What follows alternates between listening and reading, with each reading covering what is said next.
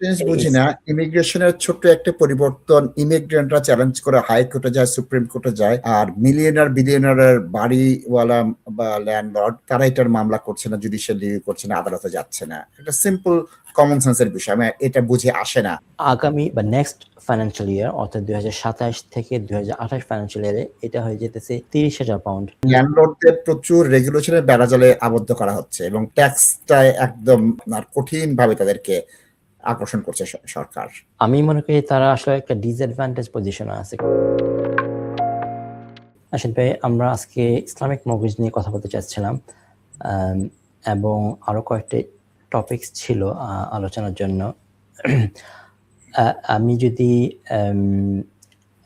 ভুলে যাওয়ার আগে একটা টপিক নিয়ে আলোচনা করতে চাচ্ছি, সেটা হলো যে আমাদের এমটিডি রুলসটা অ্যাপ্লিকেবল হয়েছে এই মাস থেকে, মেকিং ট্যাক্স ডিজিটাল, এবং কালকে 7ই অগস্ট হচ্ছে ফার্স্ট আপনার due date for the first quarter.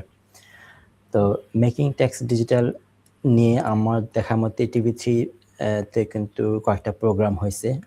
যেহেতু আমাদের এখানে এই টিভি3 বাংলাতে আপনার কয়েকজন অ্যাকাউন্টেন্ট বিভিন্ন সময় প্রোগ্রাম করেন। I have seen that they have discussed তাদের অ্যাকাউন্টেন্সি পয়েন্ট অফ ভিউ থেকে।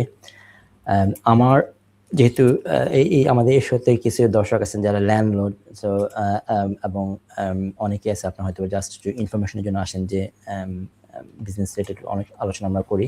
তো এই জন্য আমার কাছে মনে হয়েছে যে এই জিনিসটা একটু হাইলাইট করা দরকার। মেকিং ট্যাক্স ডিজিটাল কিন্তু এটা গভর্নমেন্টের একটা নিউ ইনিশিয়েটিভ, যেটা হচ্ছে যে আপনার অনলাইনে আপনার ইনকাম ডিক্লারেশনটা করতে হবে কোয়ার্টারলি বেসিস, এবং এটা তাদের জন্যই যারা self employed, company director, sole trader অথবা আপনার ল্যান্ডলর্ড। আপনি যদি এমপ্লয়েড হন, অর্থাৎ আপনি যদি চাকরি করেন কোথাও, আপনার আর কোনো আদার ইনকাম নাই, শুধুমাত্র আপনার জব থেকে ইনকাম আসে, তাহলে কিন্তু আপনার ট্যাক্সটা ডিডাক্ট করতে নিতেছে আপনার এমপ্লয়ার। আপনি যখনই পেমেন্ট পাচ্ছেন তখন কিন্তু অলরেডি তারা ট্যাক্সটা কেটে রাখতেছে, কেটে গভর্নমেন্টের কাছে দিয়ে দিচ্ছে এবং আপনাকে নেট অ্যামাউন্টটা দিচ্ছে। আপনি যদি এমপ্লয়ি হন, যদি চাকরিজীবী হন, সেক্ষেত্রে মেকিং ট্যাক্স ডিজিটালটা আপনার জন্য অ্যাপ্লিকেবল না। এটা নিয়ে আপনার কোনো ওয়ারি হওয়ার দরকার নেই, কোনো চিন্তা করার দরকার নেই। কিন্তু আপনি যদি ল্যান্ডলর্ড হন এবং আপনার যদি অথবা ল্যান্ডলর্ড অথবা যদি আপনার ব্যবসা থেকে থাকে, অর্থাৎ আপনি সোল ট্রেডার অর্থাৎ বিজনেস ওনার হন, সেক্ষেত্রে কিন্তু মেকিং ট্যাক্স ডিজিটাল আপনার জন্য একটা আমি বলবো যে জানার বিষয়, যেটা অবশ্যই আমাদেরকে এখন থেকে প্রিপারেশন নেওয়া উচিত।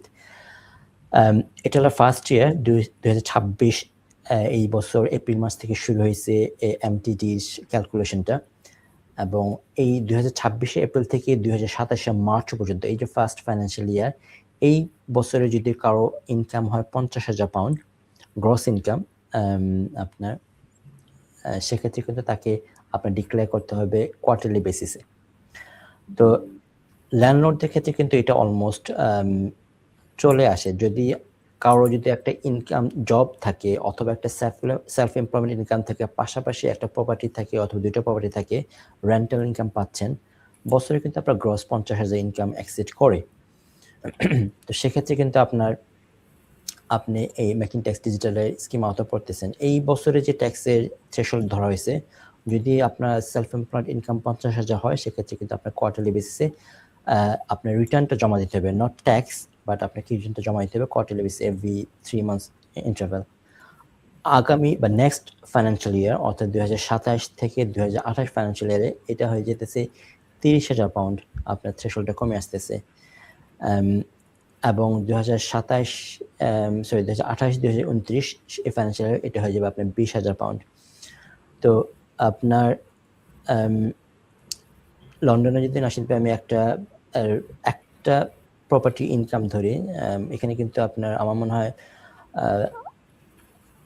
1800-2000 কিন্তু আপনার অন অ্যাভারেজ ছোট একটা ফ্ল্যাট, বা আমি মনে করি 2 বেডরুম ফ্ল্যাট হাউসে কিন্তু আপনার অলমোস্ট £2,000 রেন্ট চলে আসে। সো একজন ল্যান্ডলর্ড কিন্তু আপনার একটা প্রপার্টি থেকে অলমোস্ট 24K মতো পাচ্ছেন।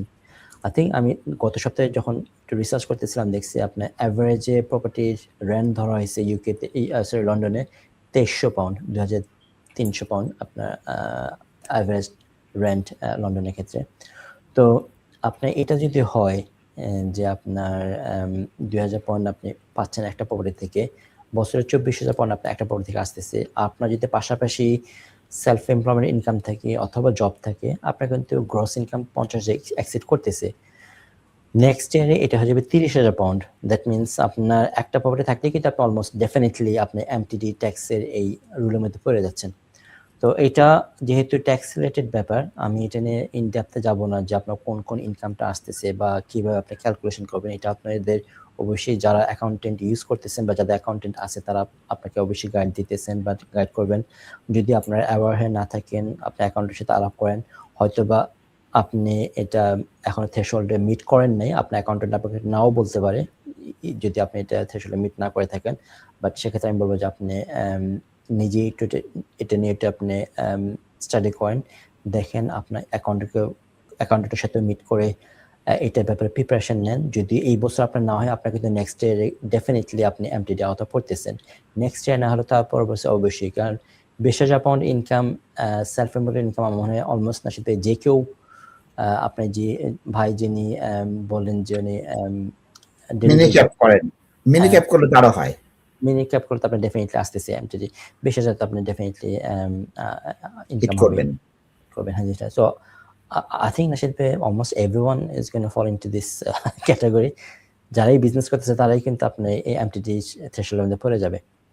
সো এটা হচ্ছে আপনার 3 মাস পরে 1 মাস পরে, so March April May,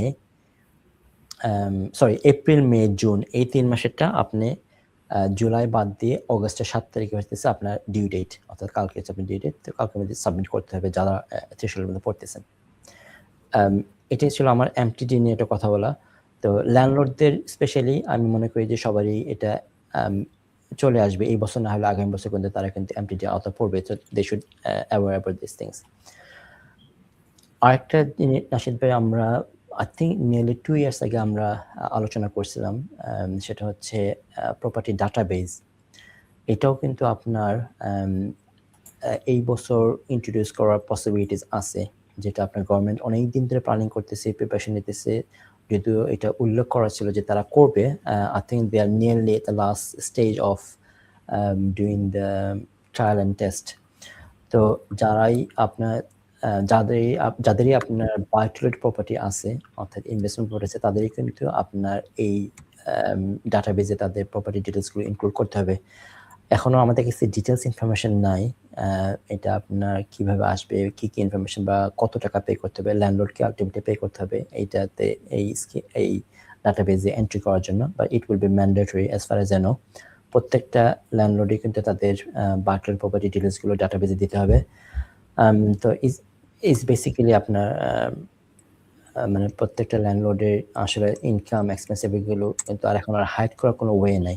so আপনি স্কিম অ্যাবিউজও করা যাবে না। আপনি বাই টু লেট প্রপার্টি নিয়ে এখানে আপনি থাকবেন সেটাও কিন্তু আসলে বন্ধ হয়ে যেতেছে। এটাও অনেকেই হয়তো বা করে থাকতে পারেন ইন দ্য পাস্ট, অথবা মনে করি যে এটা আসলে কোনো সমস্যা হয় না, বাট ভবিষ্যতে এটা একদমই ডিফিকাল্ট হয়ে যাবে এই ধরনের কিছু ইন্টেনশন যদি করা থাকে।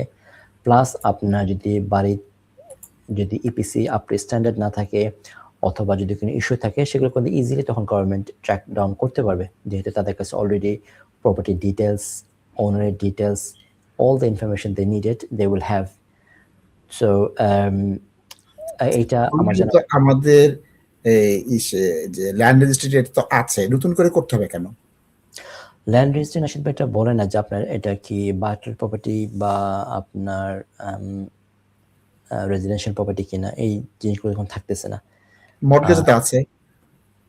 হ্যাঁ, তো গভর্নমেন্ট এটাকে মানে তারা আলাদাভাবে এই জিনিসটাকে ফিল্টার আউট করতেছে যে অ্যাজ লং অ্যাজ আপনি এটাকে, যেহেতু এটা বিজনেস, বাই টু লেট হওয়া মানে এটা কিন্তু বিজনেস।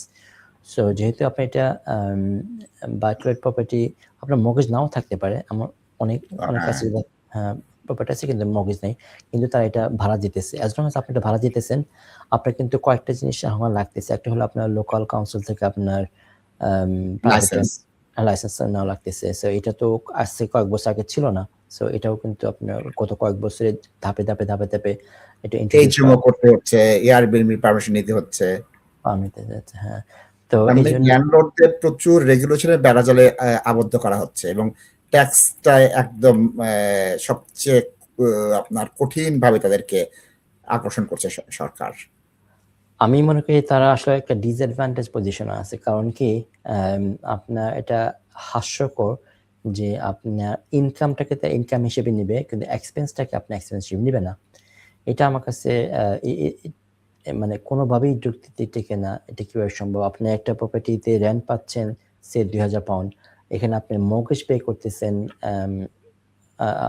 ধরলাম ৳১৫০০ কিন্তু এই ৳১৫০০ আপনি অ্যালাওয়েবল এক্সপেন্স হিসেবে কিন্তু আপনি কাউন্ট করতে পারতেছেন না যদি আপনি হাইয়ার ট্যাক্স পেয়ার হন।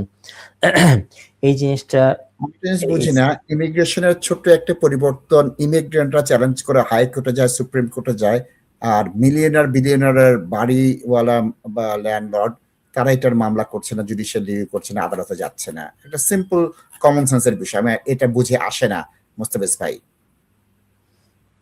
হ্যাঁ, এই জিনিসটা I don't know why it's not মামলা করে না কেন, চ্যালেঞ্জ করে না কেন, এটার যৌক্তিকতা কি, রেশনাল কি, লজিক কি, এগুলো তো প্রশ্ন করা উচিত। জিনিসটা হ্যাঁ। তারপরে আপনি এই যে রেন্টার্স রাইট অ্যাক্টের আপনার কারণে যে কয়েকটা চেঞ্জ আসছে যেমন আপনার আপনি কিন্তু আপনি এখন টেনেন্টদের কিন্তু লং টার্ম টেনেন্সিতে আপনি রাখতে পারতেছেন না। ম্যাক্সিমাম 2 মান্থস আপনি টেনেন্সি এগ্রিমেন্ট করতে পারতেছেন। সো এখানে ল্যান্ডলর্ড কিন্তু কাইন্ড অফ ভালনারেবল এখানে যে টেনেন্ট যে কোনো সময় আপনাকে নোটিশ দিয়ে চলে যেতে পারে। আপনাকে আবার খুঁজতে হবে টেনেন্সি। সো তার কিন্তু টেনেন্টের কিন্তু এখানে বাধ্যবাধকতা নাই। অথচ ল্যান্ডলর্ড চাইলে কিন্তু আপনার নোটিশ দিতে পারতেছে না। এটা তো এক পেশে হয়ে গেল জিনিসটা। টেনেন্ট চাইলে আপনি নোটিশ 2 মাসের মধ্যে চলে যেতে পারতেছেন। ল্যান্ডলর্ড চাইলেই আপনি নোটিশ দিতে পারতেছেন না। এই নোটিশ দিলে তাকে জবাবদিহি করতে হবে তুমি কি ব্যাকগ্রাউন্ডে নোটিশ দেবে। তাহলে এত কষ্ট করে আপনি বাড়ি কিনবেন, বাড়ি কেনাটাও তো আপনার কম কস্ট না। এই যে ভাই বলল যে উনি স্ট্যাম্প ডিউটির কারণে আসলে লন্ডনে কেনার মতো সাহস করতে পারতেছে না যেহেতু এখানে বিশাল এক্সপেন্সেস ব্যাপার আছে। সো অথচ এখানে কিন্তু আপনার রাইট বলতে গেলে একদমই নাই বা খুবই কম। গভর্নমেন্ট থেকেও আপনি কোনো সাপোর্ট পাচ্ছেন না। সাপোর্ট বলতে আমি বলবো যে ন্যায্য অধিকারটা পাচ্ছেন না। একইভাবে আপনার প্রপার্টি ভাড়া দিচ্ছেন, ভাড়া দিয়েও আপনি তার কাছে কাইন্ড অফ আটকা হয়ে গেলেন যে না তোমাকে দিছে এখন তুমি যদি চাও আমি তাহলে বাড়ি পাবো, নাহলে তুমি সারা জীবন থাকতে হবে। এরকম একটা অবস্থা হয়ে গেছে। আমরা একটু ল্যাপটপে চলে যাই, ল্যাপটপে আমরা রেন্টার্স রাইটটা একটু দেখে নিতে পারি, গাইডটা ল্যাপটপটা দিবেন কাইন্ডলি। জি, এখন মোস্তাফিজ ভাই এটা তো আমাদের কার্যকর হয়ে গিয়েছে, এটা অলরেডি হ্যাঁ এফেক্টিভ হয়ে গিয়েছে, এবং এটার কনসালটেশনে যে প্রচুর ভিন্ন মত আসছিল সেই ভিন্ন মতগুলো কিন্তু রাখা হয়নি। সেকশন 8 নোটিশটা বন্ধ হয়ে গিয়েছে, তাই না? জি, বাড়ির মালিক চাইলে এখন বার করতে পারবে না।